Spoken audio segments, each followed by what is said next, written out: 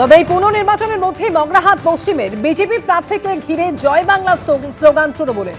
বাহিরপুয়া এলাকায় 3টি বুথ পরিদর্শন করে বের হওয়ার পথে বাধার মুখে পড়েন বিজেপি প্রার্থী।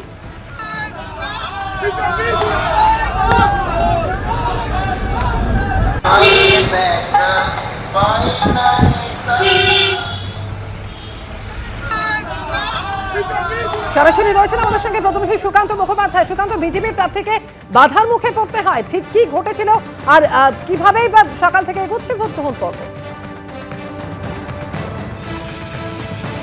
দেখো 230, 231 ও 232 নম্বর বুথে যেখানে আমরা কিছুক্ষণ আগে ছিলাম, সেখানে বিজেপি প্রার্থী গৌরী সুন্দর ঘোষ সেখানে আসে এবং সেই গৌরী সুন্দর ঘোষ সেখানে আসার পর তিনি যখন সেই গ্রাম থেকে বেরোনোর চেষ্টা করছিলেন, সেই সময় তিনি যখন গাড়িতে বসে গ্রাম ছেড়ে বেরোনোর চেষ্টা করেন, সেই সময় তৃণমূলের কর্মী সমর্থক এবং গ্রামবাসীদের একাংশ তাকে উদ্দেশ্য করে জয় বাংলা স্লোগান দেন। কিন্তু মিনিট পাঁচেকের মধ্যে সেখানে সেন্ট্রাল ফোর্স চলে যায় এবং গোটা পরিস্থিতি কিন্তু তারা কন্ট্রোলে আনে। তার কারণে একেবারে বুথের 100 মিটারের থেকে কিছুটা দূরেই ঘটনাটি ঘটার কারণে। তবে এই মুহূর্তে সেখানে অপ্রীতিকর কোনো ঘটনা ঘটেনি এই জয় বাংলা স্লোগানকে কেন্দ্র করে, এবং ভোট যে পর্ব অর্থাৎ আজকে যে পুনর্নির্বাচনের যে পর্ব, সেটা কিন্তু তার যে স্বাভাবিক গতি সেই গতিতেই হচ্ছে। আমরা এই মুহূর্তে আরও একটি কেন্দ্রে এসে পড়েছি, ক্যামেরা সুবির রায় যে ছবি দেখাবে, উত্তর ইয়ারপুর এফপি স্কুল।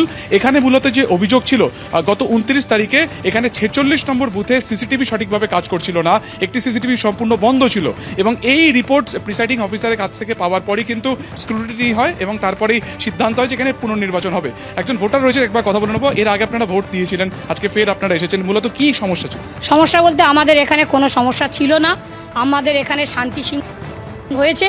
সেখানে তারপরে আমরা শুনছি যে আমাদের এখানে সিসিটিভি ফুটেজ কোনো রকমের ডিসপুট ছিল। যদি সিসিটিভি ফুটেজ যদি গন্ডগোল থাকে, তাহলে সকাল 7টা থেকে সন্ধ্যে 7টা নাগাদ আমাদের ভোট হয়েছে। তাহলে সেখানে তখন যারা পোলিং এজেন্ট ছিল বা যারাই নির্বাচন কমিশনারের পক্ষ থেকে বসে ক্যামেরা দেখছিল, তারা তখন সেই 12 ঘন্টা প্রায় 10 ঘন্টা ভোট হয়েছে, তাহলে তখন কমপ্লেন করেনি কেন?